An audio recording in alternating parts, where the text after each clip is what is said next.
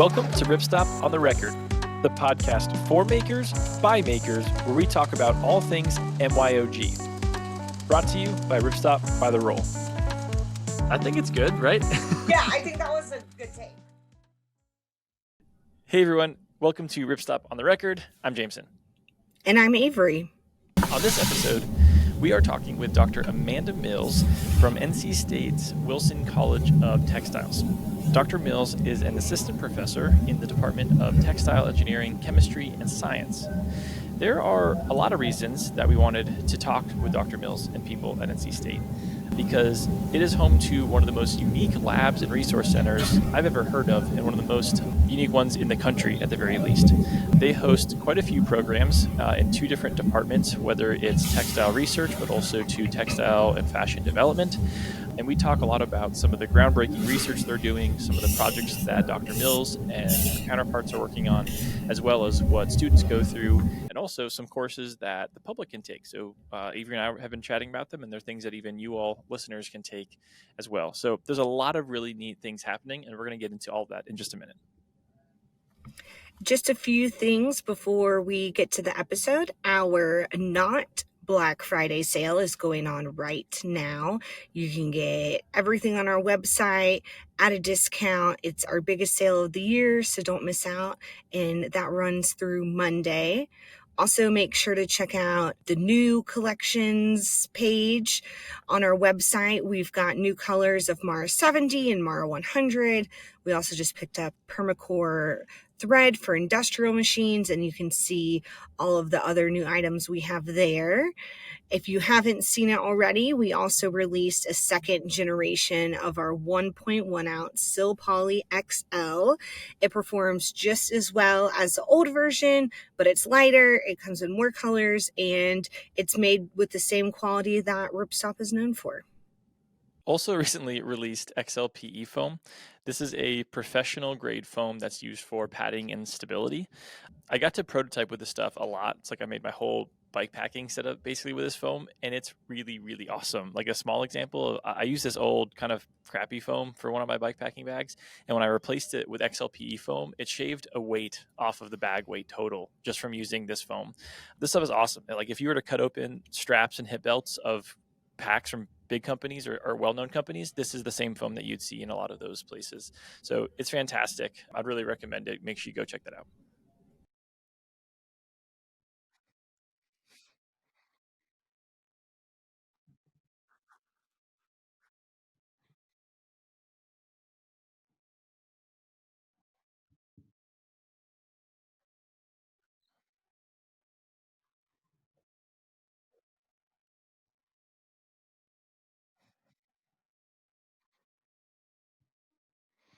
Yeah, that's a cool kind of checklist. It's something that we're going to put on the wall in our makerspace as well, but it just kind of helps you remind you what to go through before you start sewing so that you don't end up with nesting and tension problems and all sorts of messes like that. I know Avery already mentioned it, but I do just want to drop one more line for the Not Black Friday sale. We're not doing a Black Friday sale this year. So this is our biggest sale of the year, and this is absolutely the time to get stuff. I'll give you a little secret. We are doing a Cyber Monday sale, but that's just going to be on kits. So if you want to get everything else, like all the cut yardage, notions, DCF, outdoor ink, all that stuff on sale, this is the time to do it. It won't be going on sale again probably for the next year or so. So make sure you hop on the sale right now. And if you like this podcast, please let us know by writing us a review, give us a rating, send us a message, or tell us your favorite part. We would love to hear from you.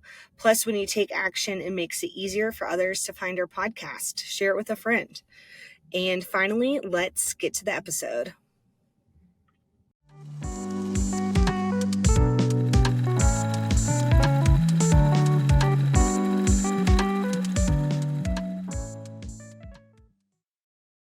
Hi, Dr. Mills. Thanks so much for joining us today. Thank you for having me. Absolutely. So you have a variety of majors, but the primary of which we're sort of talking about today are the majors and the programs at NC State. So we'll let the other fans, the Duke and UNC fans in the area, plug their ears for a brief moment. But what are some things that you appreciate most about the wonderful NC State? One, it's the wolf pack. So it's very much centered on community. Anytime you go, it's like Wolfpack for life. There's the alumni is vast. We're around the world. So no matter where you go, you run with a pack, you've always got that sense of community. And they really do take that like wolf pack thing for life very seriously. So I've always really appreciated that about NC State. And just we're very hands on and applied at NC State, which is something else that I really appreciate about just kind of the ethos of everyone on that campus. Nice. That's great to hear, especially for others that are listening who might not be familiar with North Carolina or NC State itself. Can you tell us a little bit more about what you're an assistant professor of and what some of the courses might look like in the textile departments? I know that there are two departments, so as much light as you can shed on that would be great. Yeah, so I work in the Wilson College of Textiles at NC State University. We're the only 4-year program dedicated entirely to textiles in the Western Hemisphere, which I think is a pretty cool factoid. We've got a few different departments. So one department is Textile, Apparel, and Technology Management, or TATM. And they have our fashion and textile management and fashion and textile design degree programs at the bachelor level. Both of those are 4-year programs where you either focus more on traditional design, you'd have your draping courses, your grading courses, pattern making courses. And then there's also our FTM, or fashion and textile management program, which focuses on more brand management, supply chain, marketing, and looking more at how to manage the textile industry and kind of the business side of things. Then there's my department. Not that I'm biased, it's the best. Everybody's the best, but the Textile Engineering, Chemistry, and Science department, where we've got 3 undergraduate degree programs at polymer and color chemistry, textile technology, and textile engineering, which is an ABET accredited engineering program. We also have master's programs and a PhD, 2 PhD tracks. So we run the gamut for any and all things textiles. If you want to do it, you can do it physically at Wilson College of Textiles, which I think is really cool. Something that we kind of hear a lot about and talk a lot about on this podcast, because we talk a lot about textiles and fabric, is the idea that, and I hear a lot from people that when I'm kind of explaining what job I do, they ask like, why aren't textiles back in America? Or like, why doesn't America have a lot of, we don't interact with textiles as much. Like in North Carolina, used to be a huge textile production here many, many years ago. And in a small way, it kind of feels like what you all are doing are sort of bringing more textile design and stuff back to America. Is that maybe hyperbolic, or what would you say to that? No, it's certainly not hyperbolic. I think there is definitely a movement to onshore some parts of the textile supply chain back to both the United States, the East Coast, North Carolina specifically. I think there are a couple of different avenues that they're really looking to onshore. So manufacturing for military, as things have to be very, very compliant, is a big avenue of how can we get these high-tech manufacturing lines here stateside. So there are a number of different efforts between the North Carolina Department of Commerce, NC State University, as well as the Defense Manufacturing Coalition Program. I might be butchering that acronym, but there is certainly an interest in onshoring textile manufacturing and kind of restoring the North Carolina and the South Carolina and the Virginia area to some of its textile roots. Yeah, that makes a lot of sense. It's really cool to think about too. I mean, we do a lot of textile design here with certain companies, but it doesn't feel like something that a lot of people do. It's kind of very niche community. So it is cool to kind of think about expanding that and hearing more about what you all do. So speaking to the college, how many people are involved with the Wilson College of Textiles from students and faculty and staff and things like that? Yeah, so this is where I had to look at my stats. And so we've got 985 students. 783 of which are in our undergraduate programs, and that's across our engineering and science programs and our fashion and business management programs. And then we also have 202 graduate students. Again, those are students focusing on their master's in textile chemistry, fiber and polymer science, textile technology management. We also offer a master's of textiles. Then we've got 47 faculty, full-time faculty from around the world. We all have different backgrounds. Doesn't matter what department we are in, because textiles is innately a collaborative field. So you need a lot of people with a variety of backgrounds. And fortunately, at Wilson College, we have that. Wow, that program is much larger than I had ever imagined. I had always heard about NC State's program and the textile program, but now I'm going to have to tell my boss, Jason, that I'm going back to school because it just sounds so great. Yes, we would love to have you. I read that you have 200,000 square feet of research and lab space, which is really exciting. Can you tell us a little bit about that space and maybe some of the fancy machines that you're working with over there? I would love to. So we have what we call our building, so the textiles complex. And I joke that it is a complex place to navigate. The numbering system doesn't really make sense. But on our first floor, we actually have a manufacturing prototype pilot labs from that will allow us to go from spinning. We have a spinning lab, a dedicated weaving lab, a knitting lab, a dyeing and finishing lab, a physical testing lab. We have an entire separate institute called the Nonwovens Institute, which has additional square footage, and that's entirely dedicated to the development, production, and testing of nonwovens. Let's see, what else am I missing? We have our brand new Flex Factory, which is getting ready to start construction here in February of 2025. And the idea being that rather than prototyping on a massive scale, you don't want to go from like a quantity of 0 to 100. You're past that, but you're not ready to start making tens of thousands of items yet. The prototype lab will help kind of meet that middle ground where it'll have a small scale spinning, small knitting, some printing facilities, cut and sew capabilities, as well as some of the newer equipment like 3D printers and things of that nature. So the idea being is that we can kind of meet you where you're at in your development of a particular textile product, whether it's fundamental research, which we do, or whether it's scale up manufacturing, which we also do. And it's all in one building. Yeah, that sounds so cool for a lot of reasons. I mean, we work with a lot of mills overseas, and we hear about like Kyle's been over there a bunch.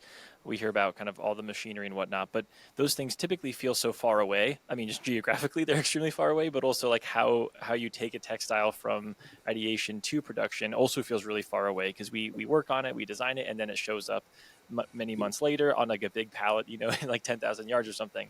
But you guys do that, or you can do that in house, where you can like have each step of the process, where you like design the weave, you strand it out, you get the gray goods, you do the dyeing, you have all of that in house. Is that right?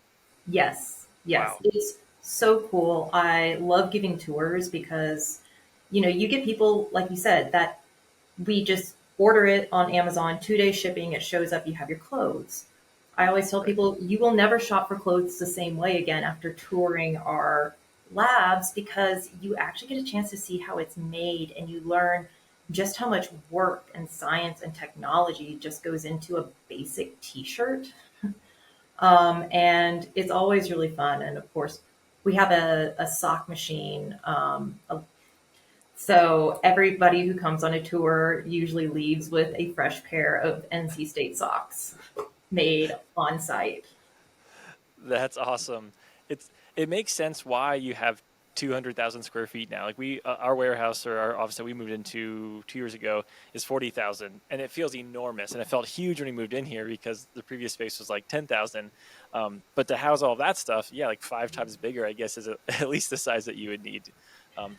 That's so Oh yeah. fascinating. And I feel like we're busting out the seams all the Yeah. time. We're constantly rotating, new equipment, old equipment. Sometimes a faculty member will get particularly attached to one piece of equipment and we just have no space for it anymore. So it's just like, well, we gotta, what research projects are you actively using it for? And if you can Yeah. make the case, we'll keep it. But otherwise, we've got new Yeah. things that we're always trying out. So I know this isn't exactly your department, but I think this is something that would be so interesting for the listeners. Tell us about, like you mentioned, the cut and sew and sort of the production side of what you have there. What goes on, and what do you have in that area?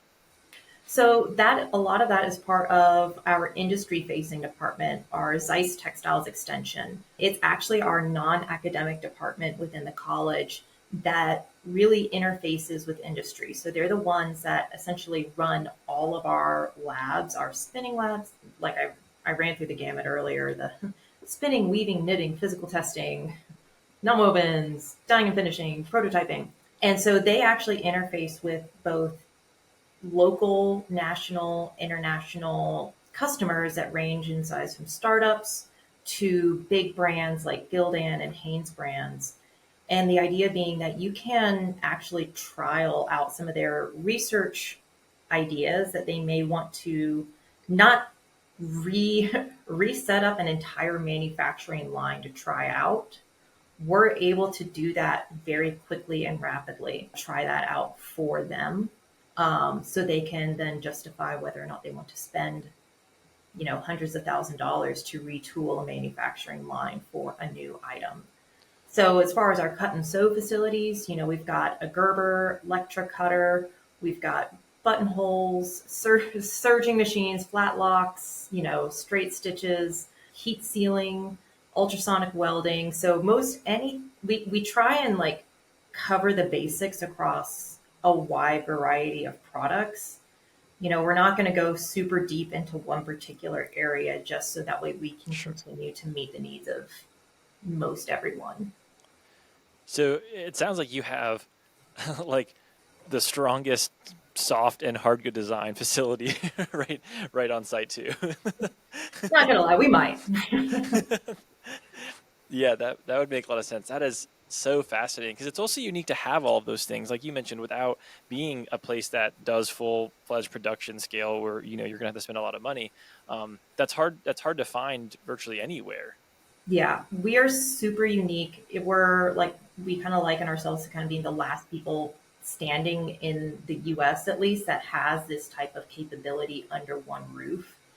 I think Yeah, there used to be some former textile programs back in the 80s and the 90s, say at like Clemson and Georgia Tech, and they used to have similar facilities, but the department shrunk. Um, and fortunately, we received an endowment from the Wilson family in 2019 that set us up. The idea being that these facilities are established, they're not going anywhere. There's funding to keep them alive, so that way we can continue to be this one-stop shop for all things textiles. yeah. So we want to get to the kind of the recruitment side of things in just a minute, but you mentioned a lot of really cool aspects to fabric design that we don't even know about ourselves, and we're very familiar with the outdoor side of things. But how is new technology, 3D printing, and other things changing the evolution of textiles? And what do you see kind of coming out with of new materials with kind of these evolving technologies? There's some really exciting work going on. So one thing is a that we actually have in our prototyping lab is a 3D body scanner. So you can actually do a full body scan, get your size, and import that into either your Clo 3D software or your Browseware Optitex software that you then use to kind of digitally make patterns. And you can kind of update pattern measurements on the fly for custom fit garments, which is really exciting. We also have faculty doing research in virtual reality and how do clothes, you know, model and render in the virtual reality? How do we perceive that? How do you host fashion shows in virtual reality? And then on the science side, there's people like, what I do and some of my colleagues, we look at kind of this interface of dissimilar materials. So, like you were saying, 3D printing on fabrics, how well does that work? Do you have a hard material and a soft material? Do they want to be attached? Usually not. So you have to develop, novel materials to be able to enable some of these technologies. The 3D body scanner, that sounds so extremely fascinating. And even just the thought of like the research in virtual reality and how that is going to affect our future and future students' futures. Oh yeah. Especially, I can imagine that there'd be like maybe a department in 2050 of, virtual reality fashion design department. I Will hope probably come to a so. head. That would be so cool because, and there's two sides to that problem. There's the design side of, all right, you want to be able to design things in virtual reality.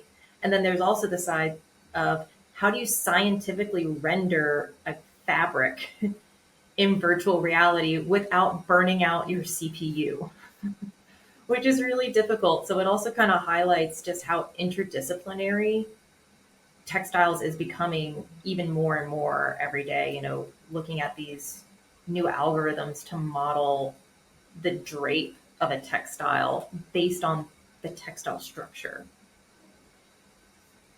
Interesting. You have a pretty extensive background in textiles and manufacturing as well as research projects. So, what's one piece of advice you would give to someone thinking about pursuing a career in textiles? Oh man, that's so tricky.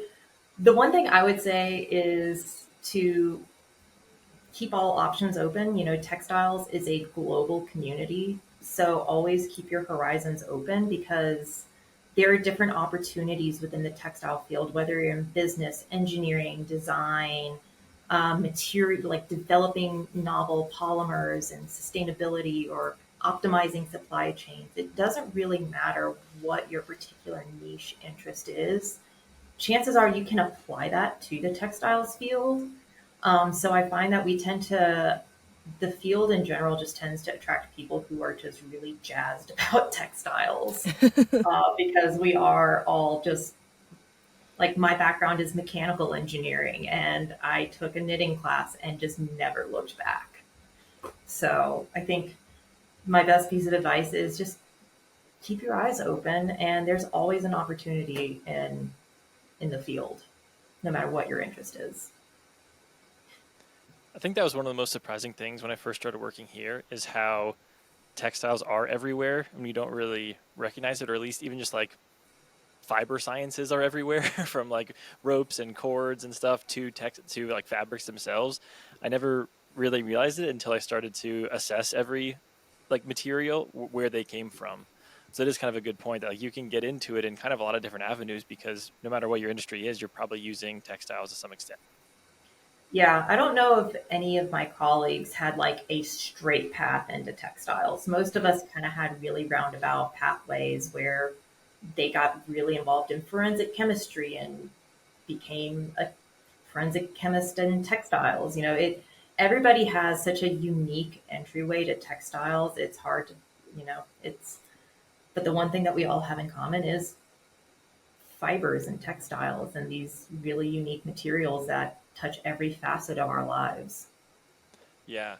We Avery and I joke a lot that a lot of people we have on this podcast were like Lego kids or kids that we like grew up building stuff, and because a lot of people are makers, and it's kind of funny because I think that's probably you as well, and you're different from the normal people we talk to in the sense that you don't have like a company where you cut and sew backpacks every day, but that's still very much you. Like you have a maker's mindset where you're kind of tinkering and playing with things. Is that right?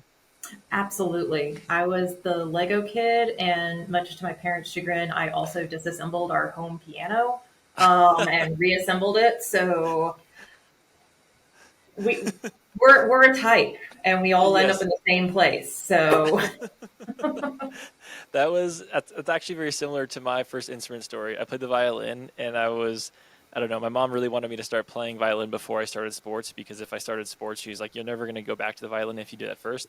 So I started the violin pretty young, and my mom like walked in the living room and I'd like pull the entire thing apart, like every single like string, the bridge, all like the tuning, like every single thing was off.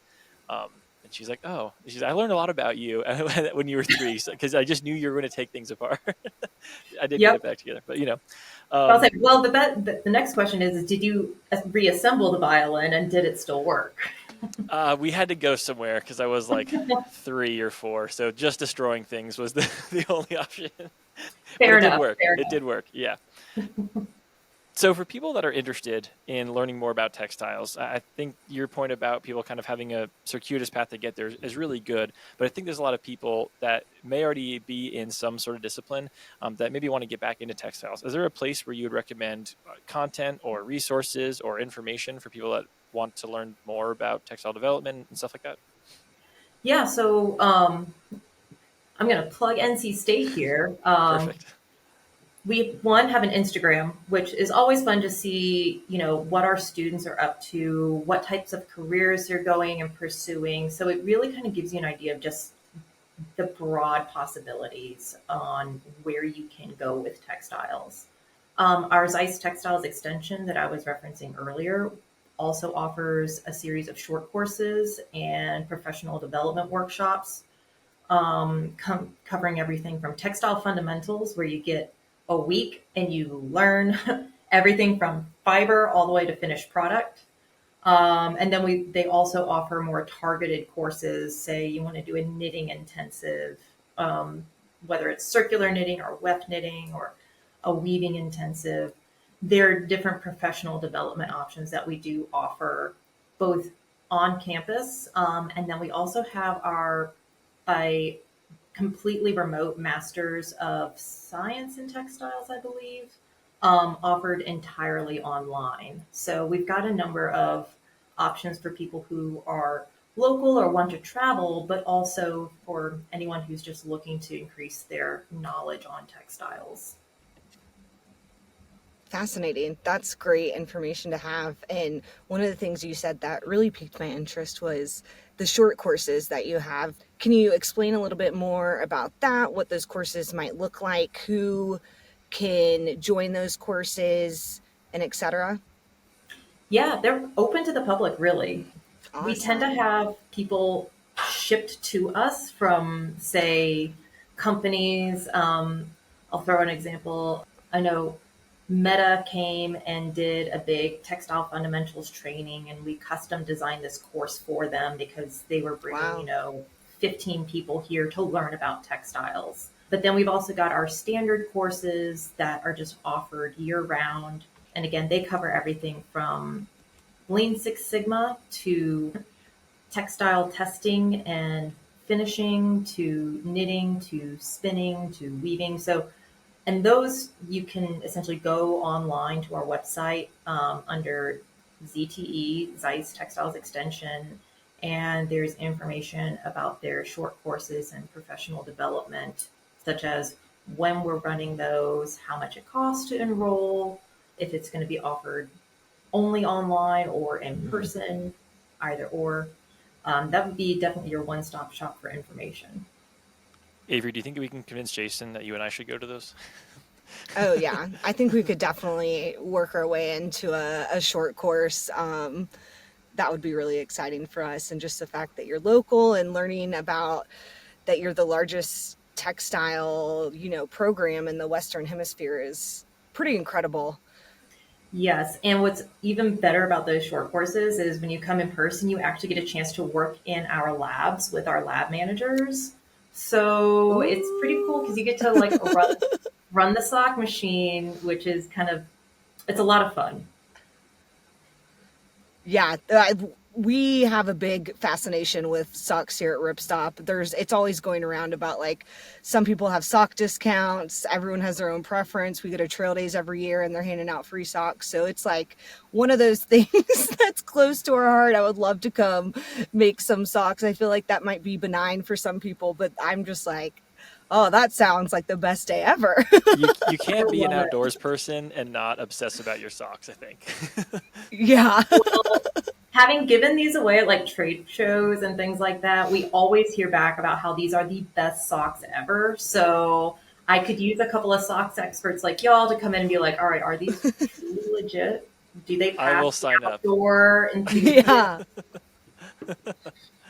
Yeah, I'll sign myself up. I own way too many socks, so I think I'm highly qualified is what that means. Excellent, excellent. We'll see if we can start a study. I might have to get IRB approval, but we'll start a Okay.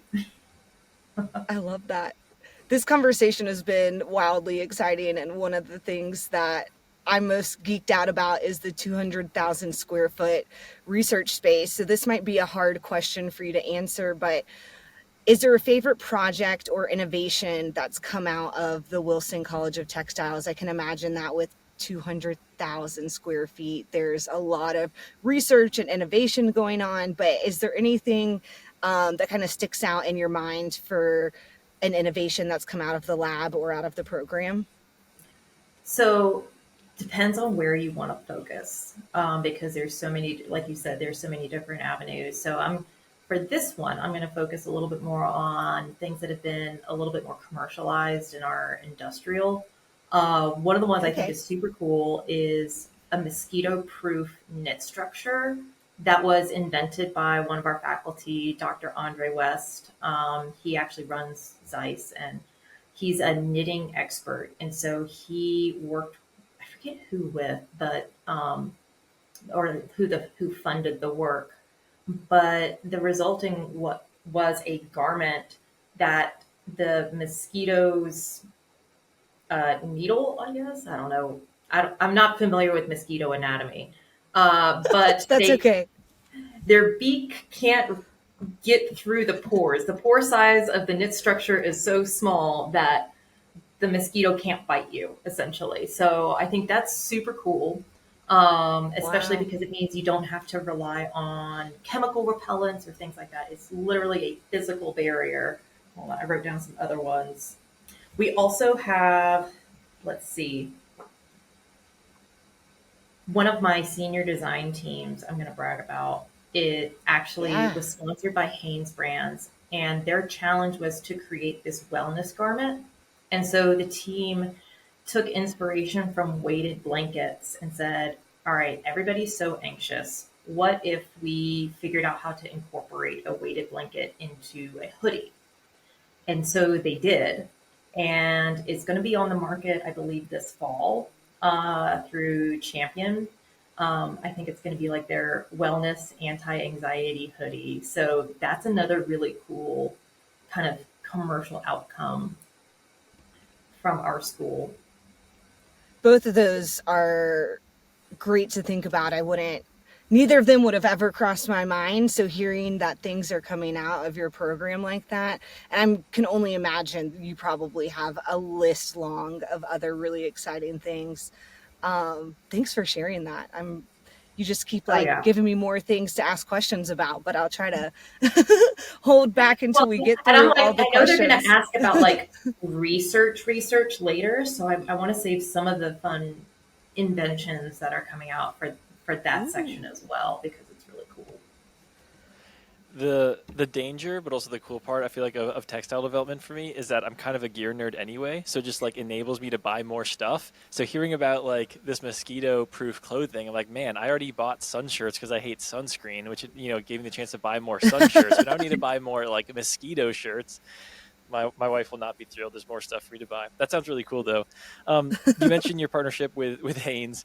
Um, I would imagine that for a school of your size, partnerships are really important, and especially for helping students get experience and placements.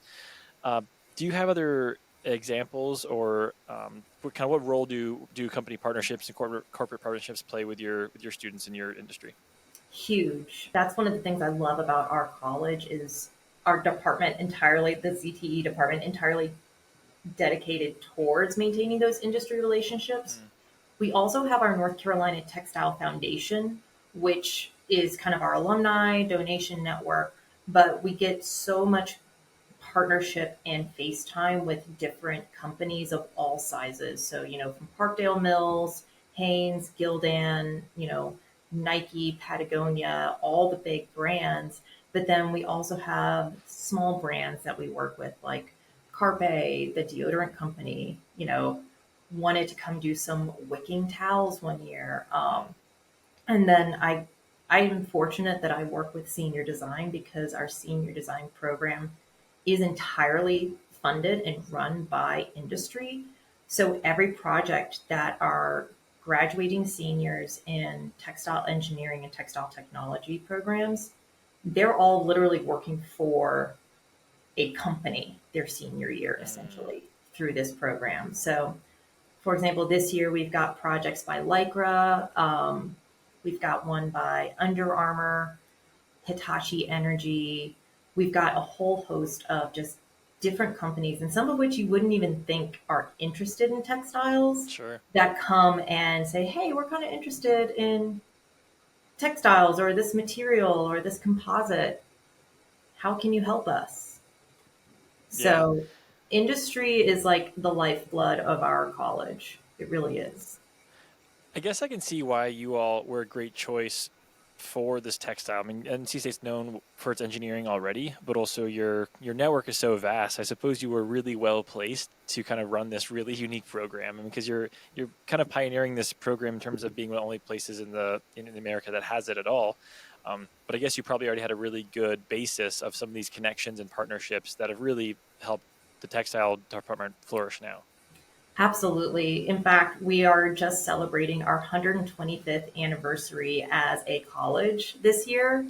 We first offered our very first course on textiles in 1899 and have been affiliated with textiles ever since. So, like the fact that we have so much history here in North Carolina, we've got so Yeah. many alumni who have spun out and started their own company. So, for example, the Wilson family that who gave us the endowment, they're, I think, 3 or 4 generations of textile graduates, and their success came out of starting a company for textiles. So it's so cool to have that deep rooted community that continues to reinvest in itself. We all know that hands-on experience is super vital for the transition from student to real world, and I'm assuming that the students get a lot of that hands-on experience in the labs that you have. So how does the Wilson College of Textiles integrate real world experience into the student journey? Great question. So, all of our students have the opportunity to apply to work in our Zeiss labs. We're always looking for student workers because someone has to set up all the warps. We do a bunch of different warping.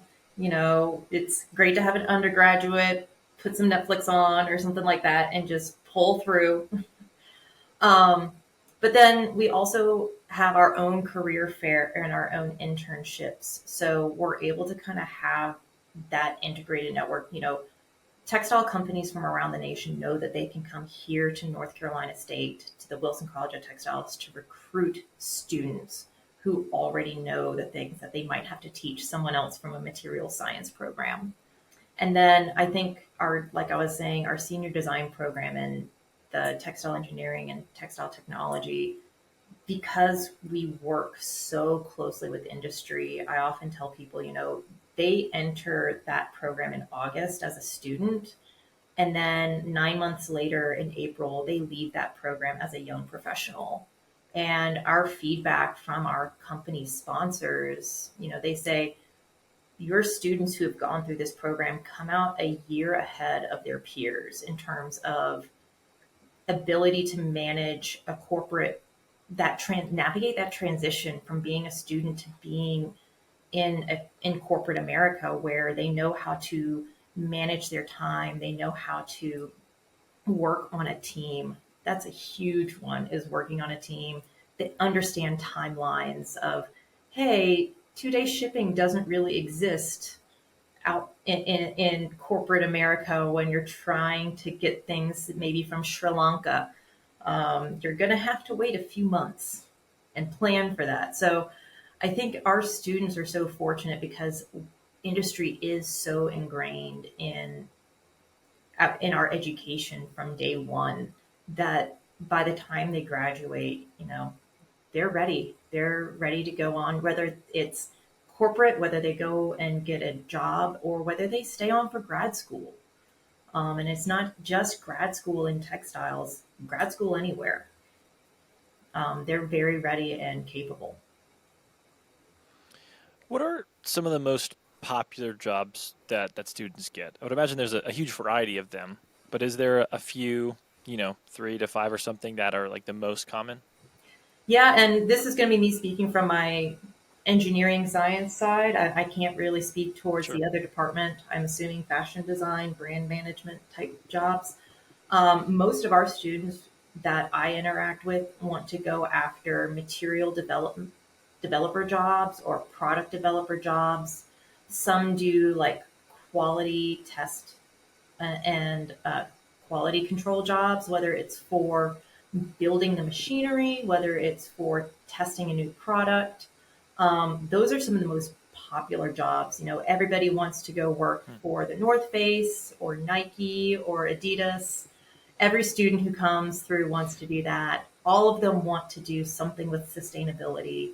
So there are a couple of like really common threads that we see, and like our polymer color chemistry students are very interested in scaling up natural dyes and finding those jobs that are really pushing the bounds of sustainability forward.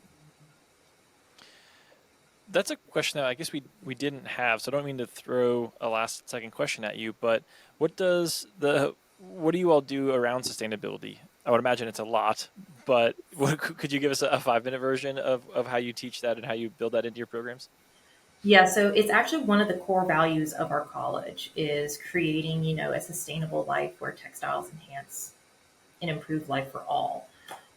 So we teach it on in almost every class. We ask that there is some type of sustainable component, whether it's in your spinning class where you're going to be learning about hemp in addition to cotton and the other yarn blends, or whether you're looking at polymer extrusion, you start talking about bio-based polymers, natural dyes, supply chain. How can you set up these take back programs or these recycling programs? So we cover pretty much every aspect of sustainability within the college in different areas.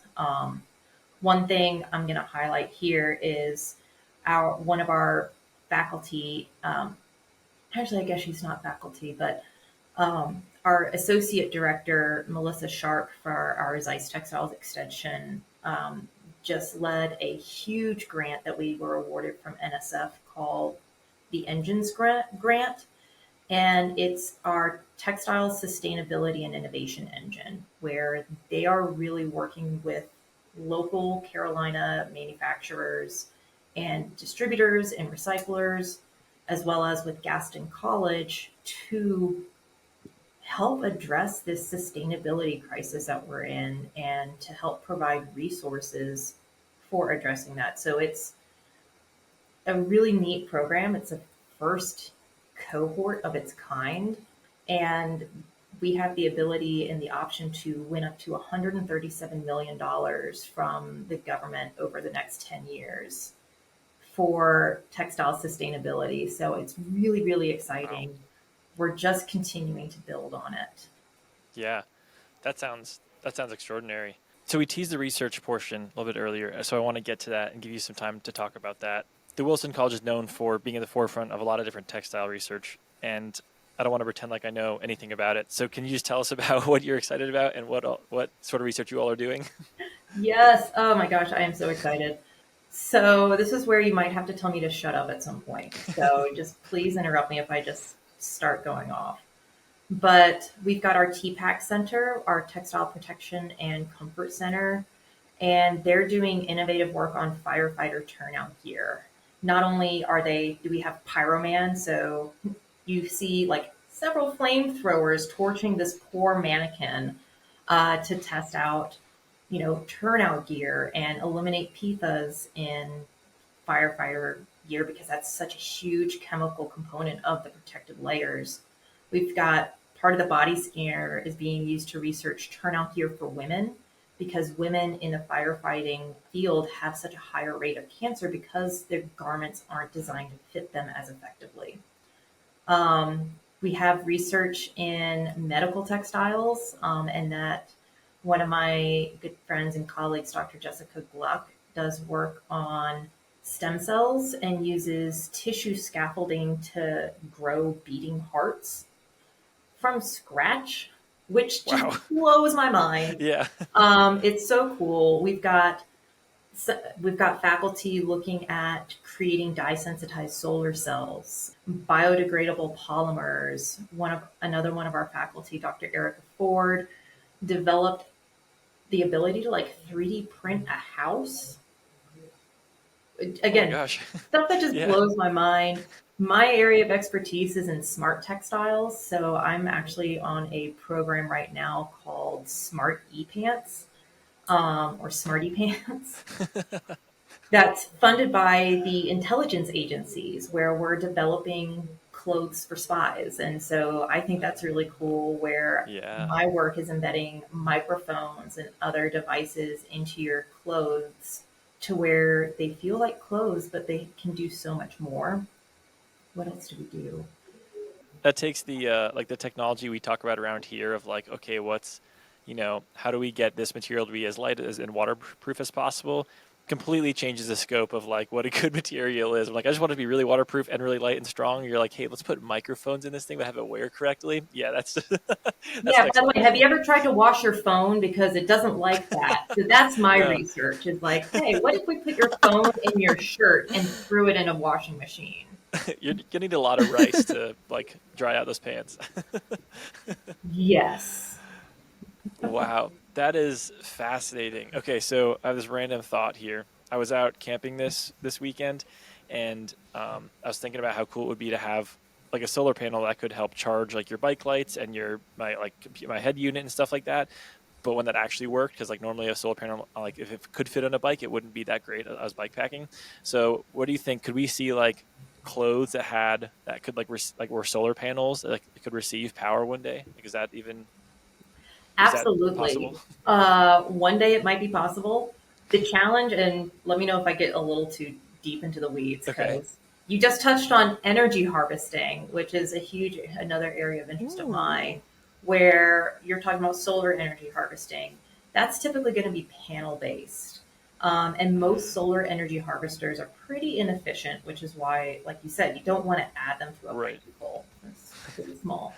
But if you could think of like a tent, if you get like a drapable Mm, tent, canopy, or things like that, certainly possible. You could start generating more solar power. It's not necessarily going to be great in clothing per se. Again, just because y'all were mentioning earlier, wanting the lightweightness, the yeah, waterproofing, the breathability. So, because solar panels are best in films, they're not best in films, but they're better in films than they are in yarn form.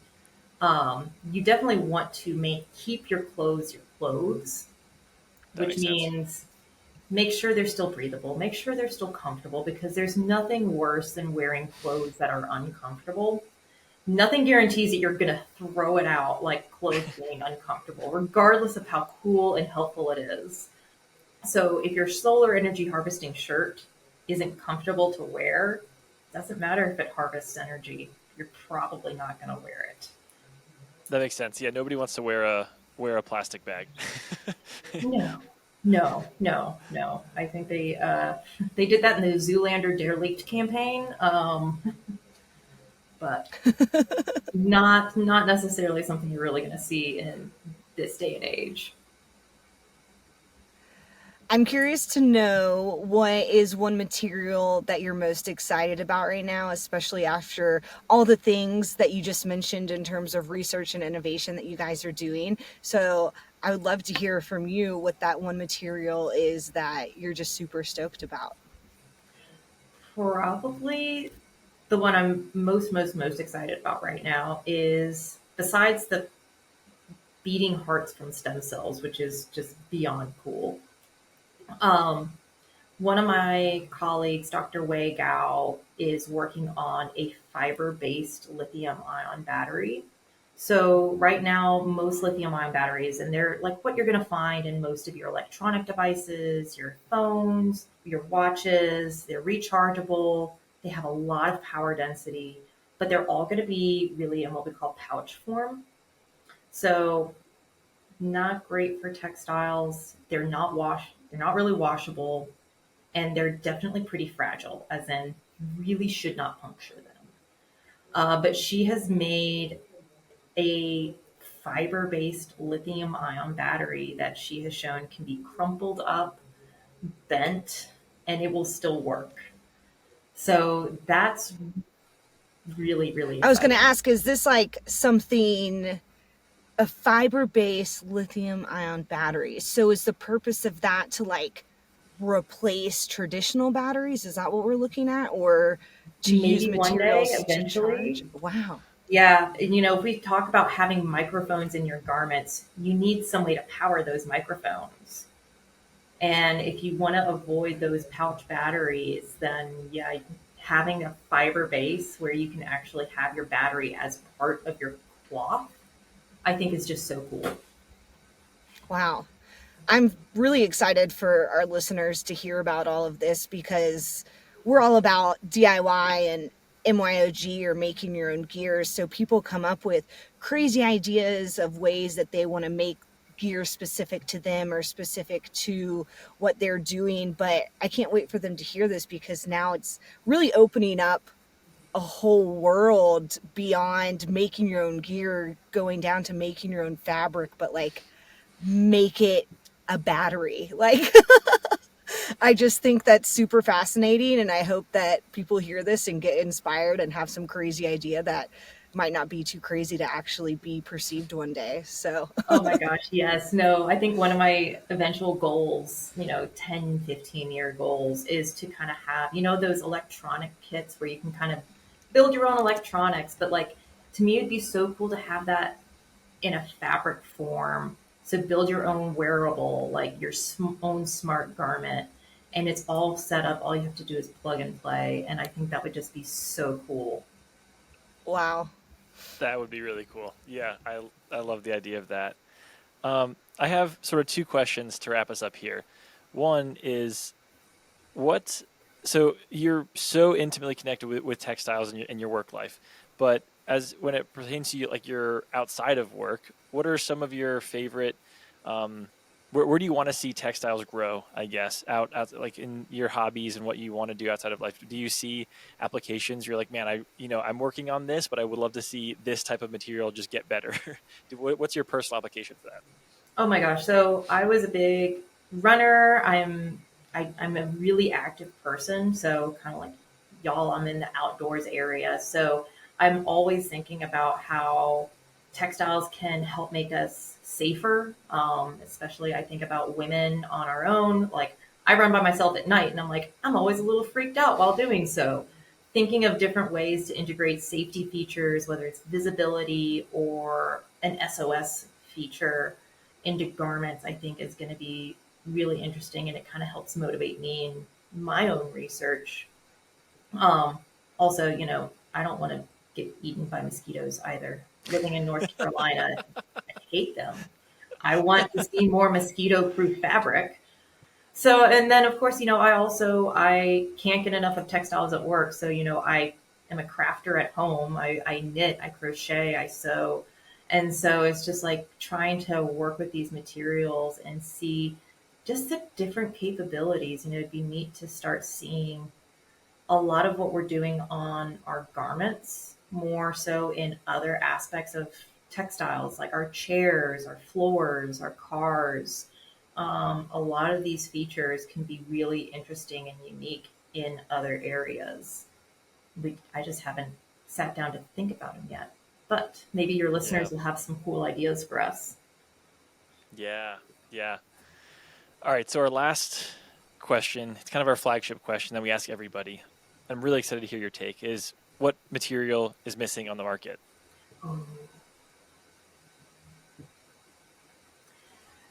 It might be a little cliche, for me to say so, but I want something truly waterproof, not the, oh, it's water resistant. No, I want waterproof and breathable. And I'm tired of sweating under my garments when it's raining outside. It's humid enough. So I think really looking at moisture management, moisture and thermal Yeah. management are, I think, are those two key areas that I personally want to see. I think that that waterproof. I really want to see a Yes. waterproof, breathable textile one day. Yes. Something that actually does both sounds like a dream. I Right? totally agree. Do you think that's something that, I mean, I don't know if you can answer this, but I'll ask it anyway. Is that something that the Wilson College of Textiles is sort of working on, or what your research will might go to one day? Is kind of that waterproof, breathable combo? Maybe. Can't say that it won't. Like, I can definitely think of ways that I would try to address it. Like, oh, yeah, if you do like Sure. nano structuring and try and do some cool things, imitate like lotus leaf structures because they're waterproof. Whoa. And, I can think about that, but I don't know that there's any active research on that Yeah. currently. Um, so maybe in the future, maybe we Yeah. get enough interest in it. There have been parts of this episode where I feel like we're living in the future, where like I don't know, I think about like watching the Spy Kids movies when I was a kid, and like some of like the funny fabrics that they had, and I feel like we're living in that era. But then also I think about like the waterproof breathable conundrum, and like, oh, we're still kind of, there's so much development to be had where we can't get waterproof breathable yet, but we can, we can work with stem cells and microphones and fabrics and stuff. It's kind of a funny like juxtaposition of we're in both worlds still. It so is. You're so right. And I don't know. It's like one of the things that always excites me about textiles is, and I tell people, like, my engineer self really likes having knobs to turn, like property knobs. And Mm-hmm. with textiles, you can go from fiber to yarn to fabric to finished garment, and there are knobs at each one of those levels. And that's what really excites me about textiles. And it's just like, okay, we're doing all this cool stuff on the fabric level. Well, what about the fiber level? What if this waterproof breathability thing needs to be solved at the fiber level and not the fabric level? I don't know. Yeah, yeah. No, I like thinking in that way. That's a really cool analogy to kind of to paint this picture of like we're when you're looking at things, there are different steps that you can change in each direction. And it's not just one. It's not just the final step, but that's super cool. Dr. Mills, thank you so much for spending this time with us today. It's been really enlightening and really exciting to hear about, I guess, kind of the future of fabric coming from you all, and then also your department as a whole. It's really exciting to hear about what you all have going on, and being probably the closest podcast we've done geographically. Maybe Avery and I will have to come pay you a visit sometime soon. Yeah, just reach out anytime you want. We're always happy to give tours. Thank you all so much for having me. This was a really cool to talk of all things textiles because obviously like I said, I really like textiles, so I can talk about them for a while. And It's it's great nice to be talking with about with like-minded other people. people. Yeah. Yes, exactly. We all can appreciate it. We don't have to be that person at like the family gathering where you're like, "Oh, this is this kind of material," and they're like, "Okay, bud." It's okay. You can let go of Uncle John's shirt now. I'm like, no, but do you see this? Exactly.